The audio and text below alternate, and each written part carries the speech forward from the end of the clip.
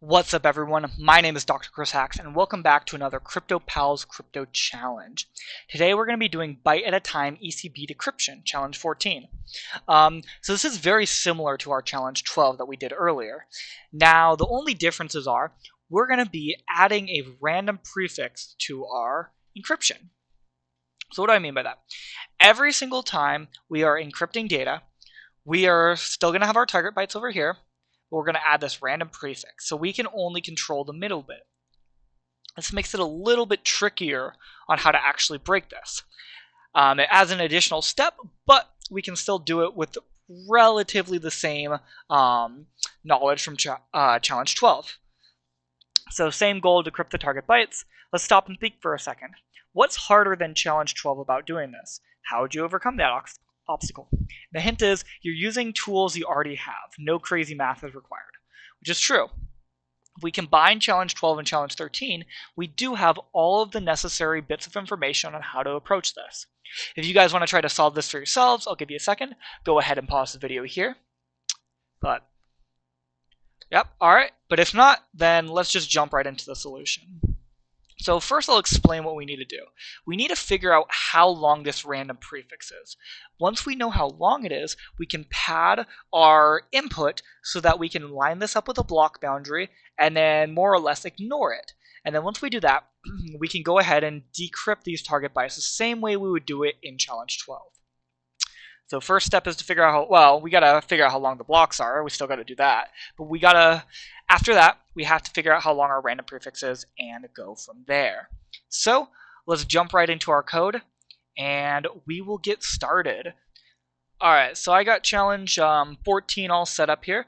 What I'm gonna do first is I'm gonna go ahead and I will change this key. So if you notice, in Challenge 12, we also have the same constant key.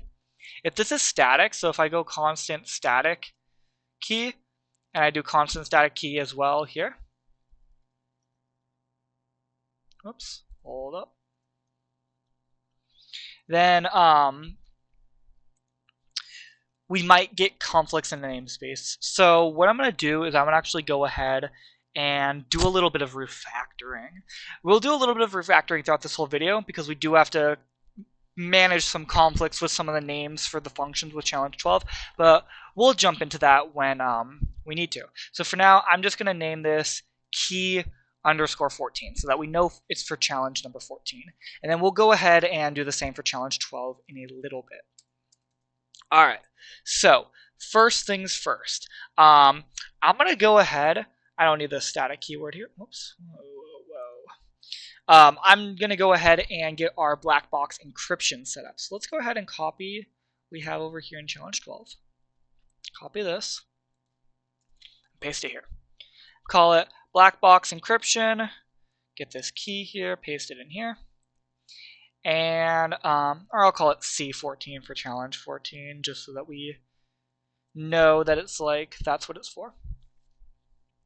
Now what I'm going to do next is I'll go through and add our extra random prefix. So I'm going to have our constant string, call it random prefix, pretty fitting, and then put generate random bytes. And we can have a random number. We don't necessarily need to know. It needs to be the same throughout the entire program runtime, but from program to program it can be different. So what I'll do is I'll do somewhere between half a block and 4 blocks. That way we get a decent sized number of bytes, so we can actually put this into a concept. You could do 0 if you want, but that's not as fun. So we'll do at least half a block up to 4 blocks, just so we have something to work with. And then all I need to do is take this random prefix, stick it right here, and there we go. Nice and simple. So our black box encryption is set up. Alright, next we need to find the key size. So if I go ahead, or I'm sorry, not the key size, the block size. I mean, they are the same, but let me just copy this real quick. So if I go ahead and I just paste it here, and then we try to run it, let's see what happens. It does give us a build error. And the error is challenge 14. Oh, hold up. pass that in, like that, like so.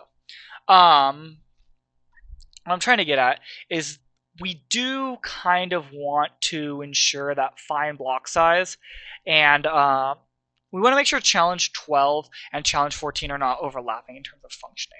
Let me just run this again and see what happens. There we go. That's probably the error. Yes, that's the error I was looking for. So we need to make sure that these are not overlapping. Okay. So what we're going to do is we're going to do a little bit of refactoring. So first things first, I'm going to rename this. Instead of just find block size, I'm going to put find ECB block size. That way it is well known what we're actually doing. I'm going to cut it from here.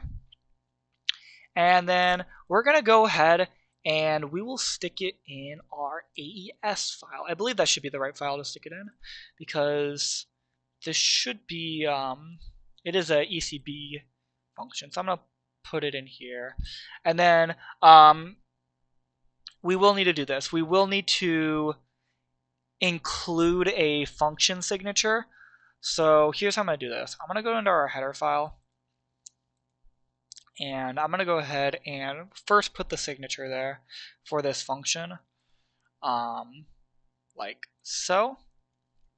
But we will need to pass a function pointer into here so it knows what encryption to use, just so we have that. So I'm going to do this using, call it black box encryption func, like so. I should probably make it capital. We'll keep it all like that. And then we'll put, that should be a standard string. I believe it's a string pointer. And it should take in a constant string reference. This will be our function. Yeah, so that looks good. Okay. And then if I pass it into here, black box encryption func, and I'll put black box, or I can make that capital, black box encryption. That way we can pass in a different encryption function based on which challenge we're doing. So we'll do that real quick. Paste that in here. And then I'll make this capital. And all of a sudden it knows exactly what it's doing. Alright, cool. Now I can jump back into challenge 12. Find block size. Let's get rid of that. Oops. Make sure you get rid of the whole function. And then fix the error here. We'll pass in black box encryption. Hold on. Find ECB. Of course. And I don't need parentheses here, we just need the function name. Cool. That should do that. And then what else is it mad about? Oh, I just would need to rebuild it. And it should be good to go because of that. Okay. Build errors, let's take a look at what it's mad about. One or more. Challenge 14. Oh, because I named this black box encryption. I'm going to put black box encryption with prefix. That way we can differentiate between the two. But yes, this one also could be refactored. However, the function is a little bit different because we do have this random prefix. So I'm just going to put with prefix, and if we need to fix it in the future and like put it like challenge 14 encryption or something, we can do that later.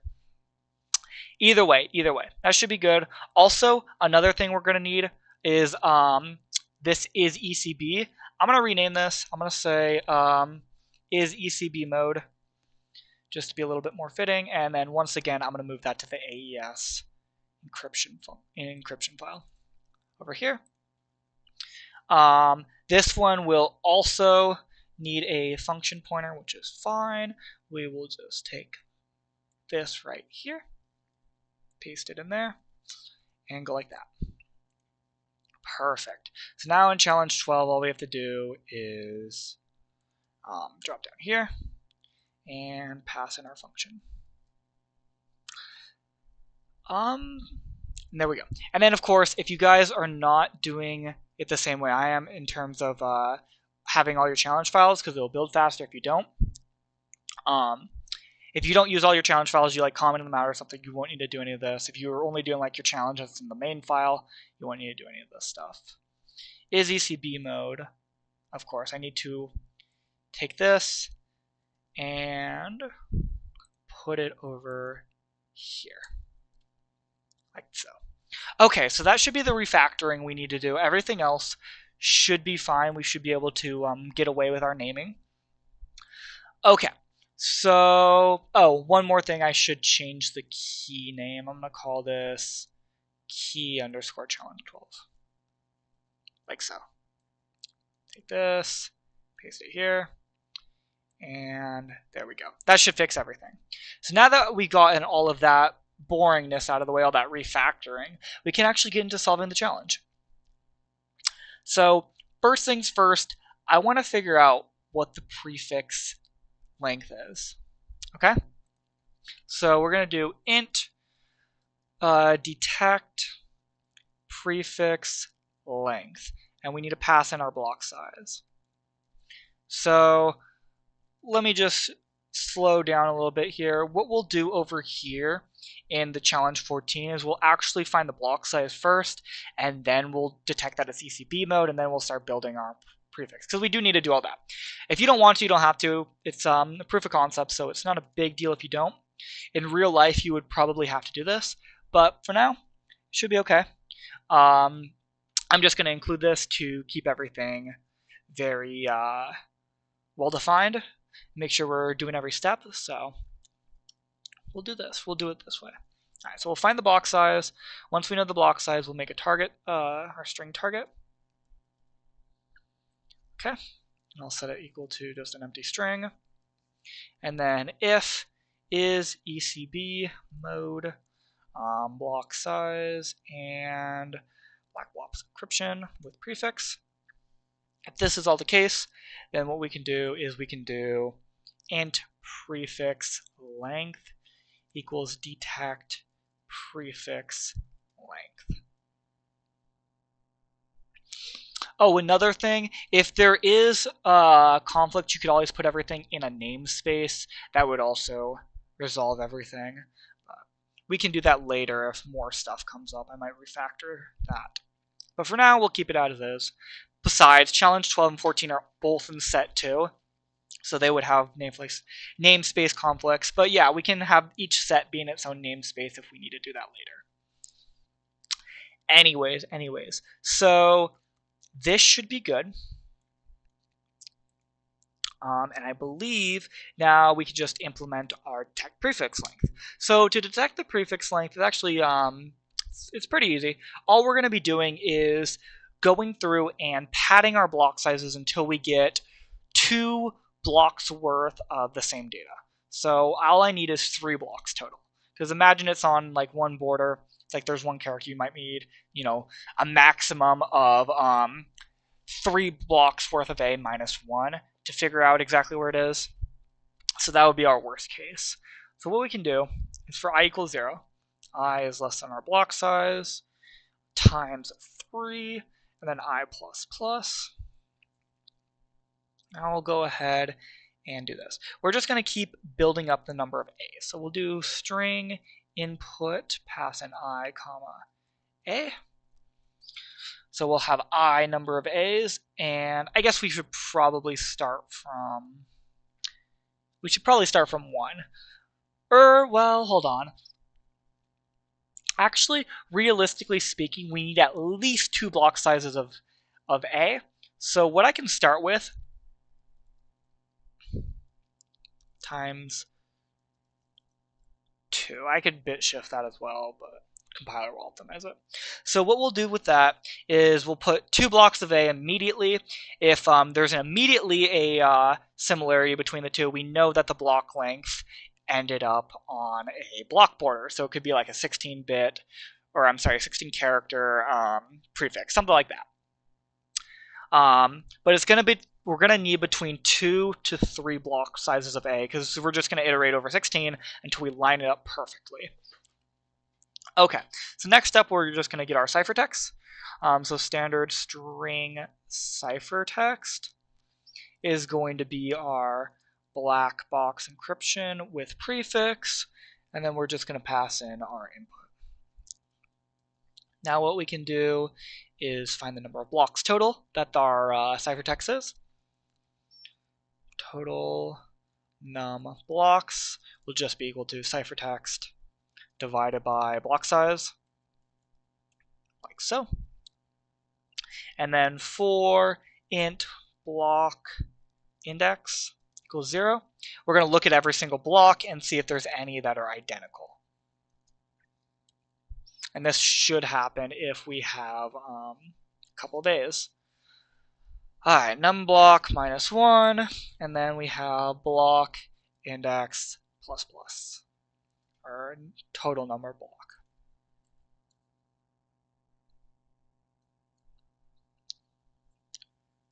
What did I do wrong here? Ciphertext needs to be ciphertext.length, of course. Total num of blocks, like so, and then, yeah, that should be good.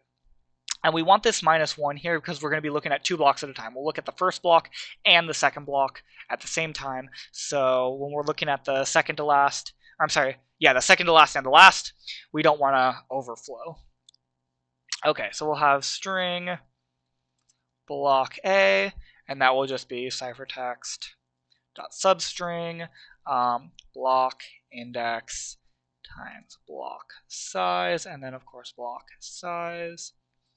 And then we got standard string block B. So block A and B, or block 1 and 2, doesn't matter.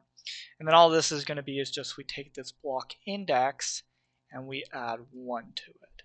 And there we go, we get 2 blocks if they're identical. So I'll do a string compare. If block A dot compare block B equals 0. If that is true, then we know what we are at, and we can return our prefix length. So what our prefix length will be, let me just do this. Okay, so the way to calculate our prefix length is actually not too tricky. We have our block indexes, so we're going to be iterating over all of the blocks in the ciphertext. So because of that, we can actually count how many blocks we've gone over, and if we skip them and they're not the identical ones, we know they're part of the prefix. So if I take our block index and multiply it by our block size, like so, that will give us the number of blocks we had to skip over, or the number of characters, I should say. So let's say we had to skip 2 blocks. So that's 32 characters we had to skip over that are part of our prefix. And then there will be a third block, for example, that is not a full block. So say, for example, let me just demonstrate this real quick. Say our first block is 16, and then another 16, and this is our prefix. Now let's say the rest of our prefix is, say, 11. So that would be a prefix size of 43. Well, we would have 5 A's. And then, of course, we'd have 16 A's and 16 A's. Well, what our function will do is it will see, oh, hey, these 2 blocks are identical because they're both, 2 blocks of 16 A's, so we get the same thing back. Now, if this happens, we know that these 3 blocks are part of the prefix. So we will have 3 block indexes times the block size. So this will be, 48. However, we don't have 48 here. So we do need to subtract our padding. And the way to subtract our padding is not difficult either. All we have to do is take our I, and then we are going to subtract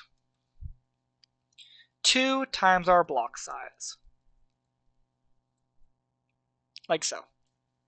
And the reason why we're doing this is because I is also going to be really big. I is going to pad with a certain number of blocks. So I will have padded 16 plus 16 plus 5. So 37 A's here. I is set to 37. So if we take 37 and then we subtract the number of blocks, which is 2 blocks because we know these 2 are going to be identical, that'll be 37 minus 32, which gives us 5. So what we'll have here is we'll have 3 blocks, which is 16 times 3, so 48, I believe. minus 5. 48 minus 5 is 43. And if you do the math, 16 plus 16 is 32, plus 11 is 43. So that's how we calculate the exact prefix length.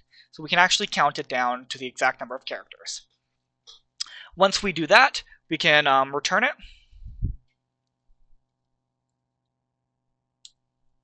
And if we don't happen to find it, then something went wrong. So this is actually an error because we do need to stop the program. Nothing else will work. None of the other encryption will work after this. So I am going to throw a runtime error and just say failed to find prefix length, just so that we know we're going to have to do something about this function. Something went horribly wrong. That shouldn't happen unless something really weird happens, but we will have this just in case. Okay, so text prefix length is good.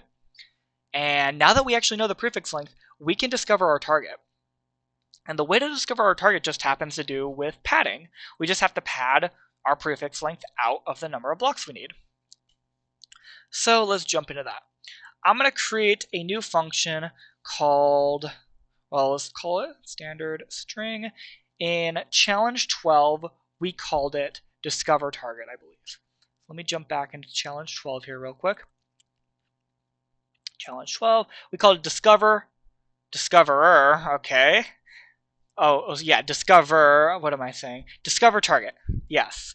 So I'm going to go ahead and copy this. Yeah, I'll just take all of this with me, jump back into here, go like this, and I'm going to put discover target with prefix. That way we should not get any naming conflicts either way, but by doing this we'll be good. We'll be good. Alright, so discover target with prefix. We'll take in a block size. Oh, I know why. We're going to pass in a different signature. We're going to pass in our prefix length. That's why we won't get any naming errors if we were to do it normally. However, we're also going to change the code in here. It's going to be similar to challenge 12, but not the same. Let me copy the code from challenge 12 because it's going to be similar enough that we can just work off of this rather than retype it all. And I'll just show you what to change. Alright, so here we go. Here we go. Alright, so we got our black box encryption with prefix. So we're going to need a couple more things. So this string target is still good. However, we're going to need a couple more integers to hold some stuff. So we're going to need to pad our prefix actually. So int prefix pad. That's something we're going to have to take into consideration. What we're going to do for that is it's going to be a couple of modulus operators. So we already have our prefix length. Say for example it's 43. We're going to need to pad 5. So the way we're going to get that is we're going to do block size minus, and then we take the modulus. So we'll take prefix length modulus block size.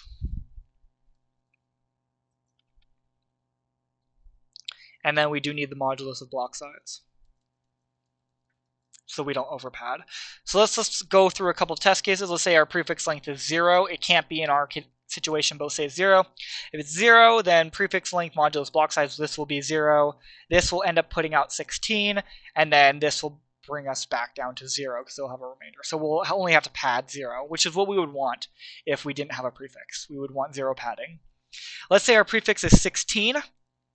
We have 16 modulus 16. That's going to give us 0.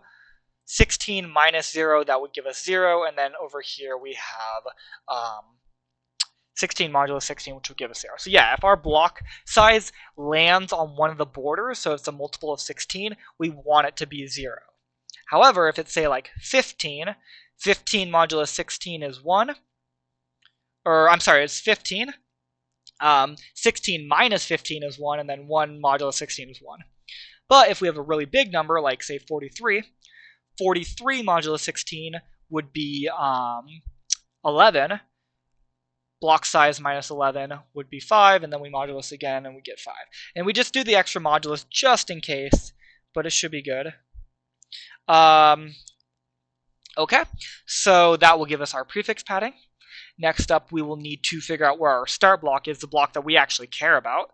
So int start block will just be prefix length plus prefix pad, and then we divide that by block size, I believe. Yeah, so that should be good. So that will give us our starting block number. So we will pad out our prefix, so say it's 43, we'll add our padding, giving us up to 48, divided by block size, and we know we're going to be at block 3, because 0, 1, and 2 are all part of the prefix, so block number 3 will be our input, our attacker input. All right, we're going to get the total length, so int total length is going to be our black box encryption with prefix. We are going to pad standard string prefix pad number of A's. Doesn't matter if it's capital or not, to be honest. But so this is the total length of our ciphertext after we pad out our prefix. Once we line it up, we will know how long our actual important data is. Like, see our target length down here? We are doing the exact same thing, except in this case, we want to know how good it is without our prefix length. So to get our target length, it's actually pretty simple. So int target length, we basically just take the total length and we subtract out our prefix plus our prefix pad. So total length equals prefix minus prefix pad, because we got to get that out of there. Oh, prefix length. There we go. So now we know how long our target length is, which is the characters we want to actually retrieve, which is what we're going to look for. All right, once we have our target length, that's how many characters we need to get. So I'm going to put that there. And now let's go down a little bit. Okay, so we need to actually craft our input. It's going to be similar to this, but with a slight difference. This block size minus 1, I modulus block size A, that is going to be very similar, except we have to add one more thing. We do need to pad out our prefix first. So standard string crafted input. It's going to start off with prefix pad number of A's and then A. So we will pad out our input first. That way we don't have to worry about our input. Then once the input is padded out, crafted input plus equals block size minus 1 and all that other stuff we were doing earlier. Same deal. We're just making sure our prefix doesn't get in the way. Okay. All right. Now our block index. So we can't just jump into our target block first because there is a prefix. So we have to jump ahead a little bit to get past the prefix and all of the padding. Dang, I've been saying prefix a lot today. But what we'll do is we'll get our block index. So the way to do that is int block index is just going to be our start block. And then basically I divided by block size. The reason why we'll do this is because I is less than 16. So if we divide an integer by an integer and it is not greater than 1, then it will just be, set to 0. So that's what we want. It won't round it up. It'll just truncate all the decimal places. So because we're doing integer division, until I gets larger than 16, we are going to stay at the same block length. Then once I is over 16, we'll move to the next block. So this will let us skip all of our padding blocks. Okay, and then we can grab our target block. So our target block will be black box encryption, crafted input substring, and then it will be a little bit of a different function inside of here. So see, this I divided by block size got moved here. Rather than having that, we're going to have our block index here. That way, this logic just got moved up here. This math got moved up here, but we're still using it. So we'll have our block index times the block size, getting us to the right spot, and then 16 bytes worth of data for our block. All right, so we'll get that target block, and then we'll do everything more or less the same. Okay, so we're going to get our characters. We're going to go through all 256 of them, trying to figure out which one is the correct one. And we will do test input equals crafted input plus target plus the static cast of j. Because we already lined up our blocks, we don't need to do anything about padding. We already padded our prefix out, so it should be good here. And for our test block, the only difference is we're going to copy this logic from here. Block index times block size, just so that we get moved to the correct block. We have to include this start block logic in here. This will set us to the correct block, and then everything else will be the same. Everything else is the same. Block dictionary goes for the static cast of j, getting the correct character, and then once we find the correct character and we find the correct block, we'll add it, and that's that. It's all identical to challenge 12. If you haven't checked out the challenge 12 video, make sure to go check that out. It's linked in the same playlist this video should be in. Okay, so once we do that, now it's just time to link it all up. So int prefix length is already there. Target is just going to be discover target with prefix. We need to pass in block size and prefix length. Easy peasy. All right. And then, yeah. Oh, also, if ECB mode is not detected, I'm going to put an else clause here. We're just going to throw an error. Else throw standard runtime error. ECB mode not detected. And we'll just do that just in case. It should be detected unless something crazy happens, but because of the way ECB works, we will basically, it should work 100% of the time, but we'll just have that just in case. Never know when, you know, something weird happens. You could have a subatomic quantum particle from outer space, high energy ionizing radiation come hit your CPU at the worst second, causing something weird to happen. I don't know. Get some Mario speedrunning glitches or something going on. But anyways, here we can just return target. And let's just make sure everything works. I'm also going to go back and make sure challenge 12 works as well, because we did refactor part of it. But as long as challenge 14 works, I think we should be good. And it doesn't. Okay, time to figure out what's going on. We're going to do a little bit of debugging, and I'll get right back to y'all. Alright, so I figured out what I did wrong. We just have we have a couple of wrong symbols, for example. So like int target length, I put a equal sign here. There should be a minus sign, and then prefix length minus prefix pad is wrong, which should be a plus sign. Also, I notice that this needs to be a string. I can't be having whatever this random character is. We don't want that. We want a string, not just some random junk here. Okay, and then also I did realize we should probably add an if statement here. So if block dictionary dot find test block is equal to block dictionary dot end. We will add this just to avoid any errors. This really shouldn't be a big deal because it's next to impossible for two blocks to be completely identical. It's very, very, very unlikely that this will happen. But you don't want your program crashing. So you can include this if you want to. It should never happen, to be honest, because I'll just leave it there if you want it. But I'm not going to include it because it should never happen because of the way our encryption works. However, if you ever do get an error, it could be because of that. But that's only important in like other algorithms when things are a little bit more chaotic. Here, every block is the same if they have the exact same input, but we're not putting the same input in no matter what. So we should be okay. We should be fine. All right, so that should be good. Let's go ahead and run this again. Make sure it works properly. Got to always test our stuff. Testing's very important. Can't be crash and prod. Okay. Very nice. Rolling to my 5 with my rag top down so my hair can blow. The girlie's on standby, waving just to say hi. Did you stop? No, I just drove by.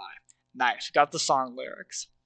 I'm going to go ahead and run challenge 12 again, just because we did refactor it, so got to make sure that works as well. And challenge 12 works, challenge 14 works. Takes a little bit of time to run, but it's literally breaking a standard of encryption that was used in production for a long time. Alright, so very nice. So I'll get this pushed up to the GitHub, but thank you all so much for watching. I hope you guys all learned something, and tune in next time for the next CryptoPals video.